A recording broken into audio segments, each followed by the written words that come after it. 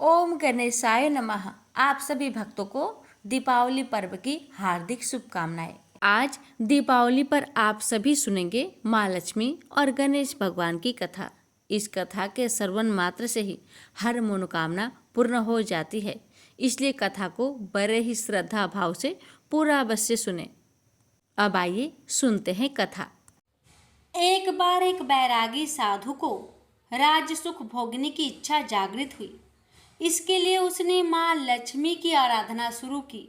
कड़ी तपस्या और आराधना से लक्ष्मी जी प्रसन्न हुई और उसे दर्शन देकर वरदान दिया कि उसे उच्च पद और सम्मान प्राप्त होगा। इसके बाद वह साधु राज दरबार में पहुंचा। वरदान मिलने से उसे अभिमान हो गया था। उसने बड़े दरबार में राजा को धक्का मारा, जिससे राजा का मुकुट नीचे गिर गया। लेकिन इसी बीच राजा के गिरे हुए मुकुट से एक काला नाग निकलकर बाहर आया। सभी चौंक गए और साधु को चमत्कारी समझकर उसकी जय जयकार करने लगे। राजा ने प्रसन्न होकर साधु को अपना मंत्री बना दिया। उस साधु को रहने के लिए अलग महल भी दे दिया। राजा को एक दिन वह साधु बड़े दरबार से हाथ खींचकर बाहर ले गया। यह देख दरबारी जन भी पीछे भागे। सभी की बाहर जाते ही भूकंप आया और भवन खंडहर हो गया। लोगों को लगा कि साधु ने सबकी जान बचाई। इसके बाद साधु का मान सम्मान और भी ज्यादा बढ़ गया। अब इस बैरागी साधु में अहंकार और भी ज्यादा बढ़ गया। राजा के महल में एक गणेश जी की प्रतिमा थी। एक दिन साधु ने यह कहकर वह प्रतिमा हटवा दी कि यह देखने में बिल्कुल अच्छी नहीं है। कहा जाता है कि साधु की इस कार्य से गणेश जी रुष्ट हो गए। उसी दिन से उस मंत्री बने साधु की बुद्धि भ्रष्ट होना शुरू हो गई और वह ऐसे काम करने लगा जो लोगों की नजरों में काफी बुरे थे। इसे देखते हुए राजा ने उस साधु से नाराज होकर उसे कारागार में डाल दिया। साधु जेल में एक बार फिर से लक्ष्मी जी की आराधना करने लगा। लक्ष्मी जी ने दर्शन देकर उससे कहा कि तुमने भगवान गणेश का अपमान किया है। इसके लिए गणेश जी की आराधना करके उन्हें प्रसन्न करो। साधु गणेश जी की आराधना करने लगा। उसकी इस आराधना से गणेश जी का क्रोध शांत हो गया। इस घटना के बाद से माँ लक्ष्मी और गणेश जी की पूजा एक साथ होने लगी। गणेश भगवान को बुद्धि और सिद्धि का प्रतीक माना जाता है। इसलिए कहा जाता है कि माँ लक्ष्मी के घर आने के बाद अगर बुद्धि का उपयोग नहीं किया जाए तो लक्ष्मी जी को रोक पाना मुश्किल हो जाता है।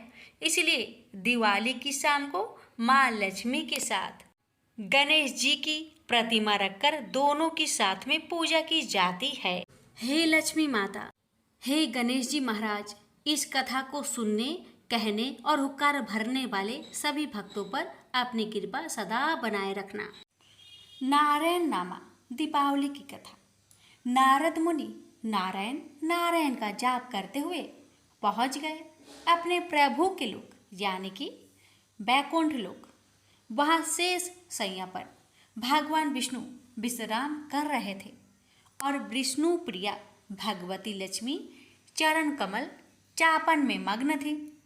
नारद मुनि थोड़ा ठहरे, फिर सोचा कि प्रभु के विश्राम में मैं विघ्न डारक न बन जाऊं, इसलिए चुपचाप चल पड़ने को उद्धत हुए।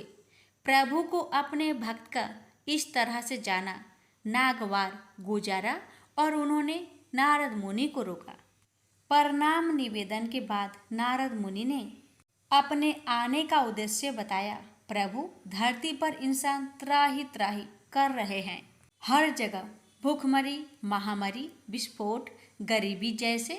रावण अपने 10 मुख खोले इंसानों को अपनी उग्र अग्नि में भस्म करने को तैयार खड़े हैं। प्रभु, आप तो प्रत्येक युग में इंसानों की रक्षा के लिए धरती पर अवतरित होते हैं, फिर कलयुग आपके स्नेह से वंचित क्यों है? देवऋषि, हम कलयुग में भी मृत्यु लोक पर अवतरित होंगे, पर अभी सही वक्त नहीं आया है। कलयुग को थोड़ा सा इंतजार करना होगा। भगवान ने सत्वाना देते हुए कहा, प्रभु तब तक तो देर हो जाएगी, धरती नष्ट हो जाएगी, आपको अभी ही कुछ करना होगा। पर नारद मुनि भी जानते हैं कि प्रभु ब्रह्मा जी के बनाए नियम में उलटफेर नहीं कर सकते। वे अपनी निश्चित वक्त पर ही अवतरित होंगे, लेकिन समस्या का समाधान भी जरूरी है। आज्ञा लेकर भगवती ने निवेदन किया कि तब तक वो और गणेश जी धरती पर जाकर मनुष्य को धन और बुद्धि दे आते हैं, जिससे कुछ हद तक तो उनके संकट का निवारण हो जाएगा। ब्रह्मा जी को भी इस प्रस्ताव पर कोई खास आपत्ति नहीं हुई। बस उन्होंने इतना भर कहा कि सब कुछ ठीक नहीं करना, क्योंकि तब प्रभु का अवतार कैसे होगा। प्रभु का अवतार नहीं होगा तो विधाता के लेख में खामी आ जाएगी। फिर मृत्यु लोकवासी उनके कृति को अमिट नहीं कर सकेंगे। भगवती लक्ष्मी और गणेश जी ने दीपावली के शुभ दिन को ही अवतरित होने का मन बनाया। इसी दिन वो अपने भक्तों की परेशानी को दूर करके अपने अपने धाम लौट जाएंगे। उन्होंने ऐसा विचार कर लिया, दीपावली के दिन में तो उनकी पूजा हुई नहीं, वो आए और लौट गए। लोग एक दूसरे से मिलने में अपने अपने तोहफों को अच्छा बताकर दूसरों के तोहफा घटिया बतलाने में व्यस्त थे और इसी में रस पा रहे थे। दोनों अपना सा मुंह बनाकर लौट गए। नारद जी ने उन्हें बताया कि पूजा तो रात को होती है, इसलिए आप दोनों रात को ही जाए। रात गए वे दोनों धरती लोक पर उतरने को तैयार हुए, पर ये क्या, बाहर से ही वायुमंडल प्रदूषित हो चुका था। सांस लेने में काफी तकलीफ हो रही थी। आकाश मार्ग धूल धुएं से अटा पड़ा था। जैसे तैसे बहुत मुश्किल से उन्होंने यात्रा जारी रखी और वो डर भी रहे थे कि जाने धरती निवासियों पर किस दानव ने आक्रमण कर दिया होगा। खैर जैसे तैसे वो निकट पहुंचते गए। परेशानी बढ़ती गई। अब तो आग के गोले से भी सामना करना पड़ रहा था। कानों को फोड़ती आवाजें, आगे के गोले, दम निकालता धुआं। एक बार की तो उन्हें महसूस हुआ कि पृथ्वी पर 5वां विश्व युद्ध छिड़ चुका है। खैर जैसे तैसे करके वो धरती पर पहुंच ही गई। वो सोच रहे थे कि ऐसा माहौल में जब उन्हीं के लिए इतनी मुश्किलें हो रही है तो बेचारे इंसान कैसे जिंदा होंगे। पर धरती पर आकर पता चला कि ये सारा तमाशा इंसानों ने खुद ही खड़ा किया है। हद तो तब हो गई जब मस्ती के नाम पर एक बच्चे ने गणेश जी और लक्ष्मी जी के ठीक सामने बम फोड़ दिया और हंसने लगा। पर इनकी तो सिट्टी पिट्टी गुम हो चुकी थी। पर वे क्या करते, आखिर है तो ये बच्चे ही। बच्चों के साथ बड़े भी उनका उपहास उड़ाने से ना चुके। ये सब देखकर दोनों का मन अत्यंत ही दुखी हुआ और वे अपने धाम लौट आए। भगवान विष्णु से दोनों ने मिलकर कहा कि प्रभु आप धरती पर अवतरित मत होइएगा, क्योंकि इस बार इंसान का दुश्मन कोई दानव नहीं, वे खुद है। भला जो खुद जलना चाहे तो उसे कोई कब तक बचा सकता है। और उन्होंने पूरा वृत्तांत कह सुनाया। त्रिदेव भी इस वृत्तांत को सुनकर अपने बनाई इस सृष्टि की करतूतों से शर्मसार हुए और नारद मुनि तो इतने व्यस्तित हुए कि कुछ देर तक वो नारायण नाम जाप भी करना भूल गए। प्रेम से बोलिए विष्णु भगवान जी की जय, लक्ष्मी माता की जय, गणेश भगवान जी की जय। एक बार की बात है, राजा बलि समय बिताने के लिए एकांत स्थान पर गधे के रूप में छिपे हुए थे। देवराज इंद्र उनसे मिलने के लिए उन्हें ढूंढ रहे थे। एक दिन इंद्र ने उन्हें खोज निकाला। उनके छिपने का कारण जानकर उन्हें काल का महत्व बताया, साथ ही उन्हें तत्व ज्ञान का बोध कराया। तभी राजा बलि के शरीर से एक दिव्य रूप आत्मा स्त्री निकली। उसे देखकर इंद्र ने पूछा, दैत्यराज, यह स्त्री कौन है? देवी, मानुषी अथवा असुरी शक्ति में से कौन सी शक्ति है? राजा बलि बोले, देवराज, ये देवी तीनों शक्तियों में से कोई नहीं है, आप स्वयं पूछ ले। इंद्र के पूछने पर वे शक्ति बोली, देवेंद्र, मुझे ना तो दैत्यराज बलि जानते हैं और ना ही तुम या कोई अन्य देवगण। पृथ्वी लोक पर मुझे अनेक नामों से पुकारते हैं, जैसे श्री, लक्ष्मी आदि। इंद्र बोले, देवी, आप इतने समय से राजा बलि के पास है, लेकिन ऐसा क्या कारण है कि आप उन्हें छोड़कर मेरी ओर आ रही हैं? लक्ष्मी बोली, देवेंद्र, मुझे मेरे स्थान से कोई भी हटा या डिगा नहीं सकता। मैं सभी के पास काल के अनुसार आती जाती रहती हूँ। जैसा काल का प्रभाव होता है, मैं उतने ही समय तक उसके पास रहती हूँ। अर्थात मैं सामान्य अनुसार एक को छोड़कर दूसरे के पास निवास करती हूँ। इंद्र बोले, देवी, आप असुरों के यहाँ निवास क्यों नहीं करती? लक्ष्मी बोली, देवेंद्र, मेरा निवास वहीं होता है जहाँ सत्य हो, धर्म के अनुसार कार्य होते हो, व्रत और दान देने के कार्य होते हो। लेकिन असुर भ्रष्ट हो रहे हैं। ये पहले इंद्रियों को बस में कर सकते थे, सत्यवादी थे, ब्राह्मणों की रक्षा करते थे, पर अब इनके ये गुण नष्ट होते जा रहे हैं। ये तप उपवास नहीं करते, यज्ञ हवन दान आदि से इनका कोई संबंध शेष नहीं है। पहले ये रोगी स्त्रियों, वृद्धों, दुर्बलों की रक्षा करते थे, गुरुजन का आदर करते थे, लोगों को क्षमा दान देते थे। लेकिन अब अहंकार, मोह, लोभ, क्रोध, आलस्य, अविवेक, काम आदि ने इनके शरीर में जगह बना लिया है। ये लोग पशु तो पाल लेते हैं, लेकिन उन्हें चारा नहीं खिलाते, उनका पूरा दूध निकाल लेते हैं और पशुओं के बच्चे भूख से चित्कारते हुए मर जाते हैं। ये अपने बच्चों का लालन पालन करना भूलते जा रहे हैं। इनमें आपसी भाईचारा समाप्त हो गया है। लूट, खसोट, हत्या, व्यभिचार, कलह, स्त्रियों की पतिव्रता नष्ट करना ही इनका धर्म हो गया है। सूर्योदय के बाद तक सोने के कारण स्नान ध्यान से ये विमुख होते जा रहे हैं। इसलिए मेरा मन इनसे उचट गया है। देवताओं का मन अब धर्म में आसक्त हो रहा है, इसलिए अब मैं इन्हें छोड़कर देवताओं के पास निवास करूंगी। मेरे साथ श्रद्धा, आशा, क्षमा, जया, शांति, संतति, धृति और विजिति, ये 8 देवियां भी निवास करेगी। देवेंद्र, अब आपको ज्ञात हो गया होगा कि मैंने इन्हें क्यों छोड़ा है। साथ ही आपको इनके अवगुणों का भी ज्ञान हो गया होगा। तब इंद्र ने लक्ष्मी जी को प्रणाम किया और उन्हें आदर सहित स्वर्ग ले गए। प्रेम से बोलिए, लक्ष्मी माता की जय। हे लक्ष्मी माता, आपकी कथा कहने वाले, सुनने वाले, हुक्कार भरने वाले सभी भक्तों पर अपनी कृपा सदा सर्वदा बनाए रखना। एक बूढ़ा ब्राह्मण था। वह रोज पीपल को जल से सींचता था। पीपल में से रोज एक लड़की निकलती और कहती, पिताजी, मैं आपके साथ जाऊंगी। यह सुनते सुनते बूढ़ा दिन व दिन कमजोर होने लगा। तो बुढ़िया ने पूछा कि क्या बात है?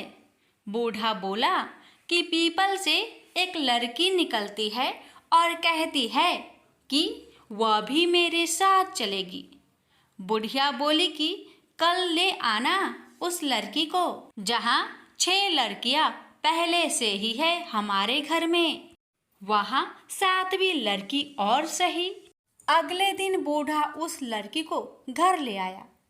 घर लाने के बाद बूढ़ा ब्राह्मण आटा मांगने गया तो उसे पहले दिनों की अपेक्षा आज ज़्यादा आटा मिला था। जब बुढ़िया वह आटा छानने लगी तो लड़की ने कहा कि लाओ माँ, मैं छान देती हूँ। जब वह आटा छानने बैठी तो पारात भर गई। उसके बाद माँ खाना बनाने जाने लगी तो लड़की बोली कि आज रसोई मैं जाऊंगी। तो बुढ़िया बोली कि ना, तेरे हाथ जल जाएंगे। लेकिन लड़की नहीं मानी और वह रसोई में खाना बनाने गई तो उसने तरह तरह के 36 व्यंजन बना डाले और आज सभी ने भरपेट खाना खाया। इससे पहले वह आधा पेट भूखा ही रहते थे। रात हुई तो बुढ़िया का भाई आया और कहने लगा कि दीदी, मैं खाना खाऊंगा। बुढ़िया परेशान हो गई कि अब खाना कहाँ से लाएंगे। लड़की ने पूछा, क्या बात है माँ? उसने कहा कि तेरा मामा आया है और रोटी खाएगा, लेकिन रोटी तो सबने खा ली है। अब उसके लिए कहाँ से लाऊंगी? लड़की बोली कि तू चिंता मत कर, मैं बना दूंगी। और वह रसोई में गई और मामा के लिए 36 व्यंजन बना दिए। मामा ने भरपेट खाया और कहा भी कि ऐसा खाना इससे पहले उसने कभी नहीं खाया है। बुढ़िया ने कहा कि भाई, तेरी पावनी भांजी है, उसी ने बनाया है। शाम हुई तो लड़की बोली कि माँ, चौका लगा के चौके का दिया जला देना, कोठे में मैं सोऊंगी। बुढ़िया बोली कि ना बेटी, तो डर जाएगी। लेकिन वह बोली कि ना, मैं ना डरूंगी, मैं अंदर कोठे में ही सोऊंगी। वह कोठे में ही जाकर सो गई। आधी रात को लड़की उठी और चारों ओर आंख मारी तो धन ही धन हो गया। वह बाहर जाने लगी तो एक बूढ़ा ब्राह्मण सो रहा था। उसने देखा तो कहा कि बेटी, तू कहाँ चली? लड़की बोली कि मैं तो दरिद्रता दूर करने आई थी, अगर तुम्हें दूर करवानी है तो करवा लो। उसने बूढ़े के घर में भी आंख से देखा तो चारों ओर धन ही धन हो गया। सुबह सवेरे सब उठे तो लड़की को ना पाकर उसे ढूंढने लगे कि पावनी बेटी कहाँ चली गई। बूढ़ा ब्राह्मण बोला कि वह तो लक्ष्मी माता थी, जो तुम्हारे साथ मेरी दरिद्रता भी दूर कर गई। हे लक्ष्मी माता, जैसे आपने उनकी दरिद्रता दूर की, वैसे ही सबकी करना। प्रेम से बोलिए गणेश भगवान जी की जय, कार्तिक महाराज की जय। कथा। शास्त्रों के मुताबिक एक दिन गणेश जी और कार्तिकेय स्वामी के बीच प्रतियोगिता हुई कि कौन सबसे पहले संसार का चक्कर लगाकर लौटता है। कार्तिकेय स्वामी का वाहन मयूर यानी मोर है और गणेश जी का वाहन चूहा है, जो कि मोर की अपेक्षा बहुत धीरे चलता है। कार्तिकेय तो अपने वाहन मयूर पर बैठकर उड़ गए, लेकिन गणेश जी का वाहन चूहा है, तो उन्होंने विचार किया कि अगर मैं चूहे पर बैठकर संसार की परिक्रमा करूंगा तो बहुत समय लग जाएगा। कार्तिकेय ये प्रतियोगिता जीत जाएंगे। उन्होंने कुछ सोचा और फिर शिव पार्वती की परिक्रमा करनी शुरू कर दी। गणेश जी ने कहा कि मेरा संसार तो मेरे माता पिता ही हैं। गणेश जी की बुद्धिमानी से शिव जी इतने प्रसन्न हुए कि उन्होंने अपने पुत्र गणेश को प्रथम पूज्य होने का वरदान दे दिया। हालांकि इस बात से कार्तिकेय स्वामी गणेश जी के साथ ही शिव पार्वती से भी नाराज हो गए थे। नाराज होकर कार्तिकेय स्वामी क्रोच पर्वत पर रहने चले गए। ये पर्वत वर्तमान में मल्लिकार्जुन ज्योतिर्लिंग जहाँ है वहाँ स्थित है। गणेश जी तो प्रथम पूज्य बन गए, लेकिन नाराज कार्तिकेय को मनाने के लिए शिव पार्वती ने बहुत कोशिशें की। जब कार्तिकेय स्वामी की नाराजगी दूर नहीं हुई, तब शिव पार्वती ने तय किया कि अब से वे हर अमावस और पूर्णिमा पर बारी बारी से कार्तिकेय से मिलने पहुंचेंगे। मान्यता है कि इसी कथा की वजह से मल्लिकार्जुन ज्योतिर्लिंग में शिव पार्वती ज्योति स्वरूप में विराजित रहते हैं। लापसी तपसी की कथा। एक लापसी था, एक तपसी था। तपसी हमेशा भगवान की तपस्या में लीन रहता था। लपसी रोजाना सवा सेर की लापसी बनाकर भगवान का भोग लगाकर जीम लेता था। एक दिन दोनों लड़ने लगे। लपसी बोला, मैं रोज भगवान की तपस्या करता हूँ, इसलिए मैं बड़ा हूँ। लपसी बोला कि मैं रोज भगवान को सवा सेर लापसी का भोग लगाता हूँ, इसलिए मैं बड़ा हूँ। नारद जी वहां से गुजर रहे थे। दोनों को लड़ता देखकर उनसे पूछा कि क्यों तुम लड़ रहे हो। लपसी ने खुद को बड़ा होने का कारण बताया और तपसी ने अपना कारण बताया। नारद जी बोले, तुम्हारा फैसला मैं कर दूंगा। दूसरे दिन लपसी और तपसी नहाकर अपनी रोज की भक्ति करने आए तो नारद जी ने छुपकर 1.25 करोड़ की एक एक अंगूठी उन दोनों के आगे रख दी। तपसी की नजर जब अंगूठी पर पड़ी तो उसने चुपचाप अंगूठी उठाकर अपने नीचे दबा ली। लपसी की नजर अंगूठी पर पड़ी लेकिन उसने ध्यान नहीं दिया। भगवान को भोग लगाकर लापसी खाने लगा। नारद जी सामने आए तो दोनों ने पूछा कि कौन बड़ा। तो नारद जी ने तपसी को खड़ा होने को कहा। वो खड़ा हुआ तो उसके नीचे दबी अंगूठी दिखाई पड़ी। नारद जी ने तपसी से कहा, तपस्या करने के बाद भी तुम्हारी चोरी करने की आदत नहीं गई, इसलिए लपसी बना है और तुम्हें तुम्हारी तपस्या का कोई भी फल नहीं मिलेगा। तपसी शर्मिंदा होकर माफी मांगने लगा। उसने नारद जी से पूछा, मुझे मेरी तपस्या का फल कैसे मिलेगा। नारद जी ने कहा, यदि कोई गाय और कुत्ते की रोटी नहीं बनाएगा तो फल तुझे मिलेगा।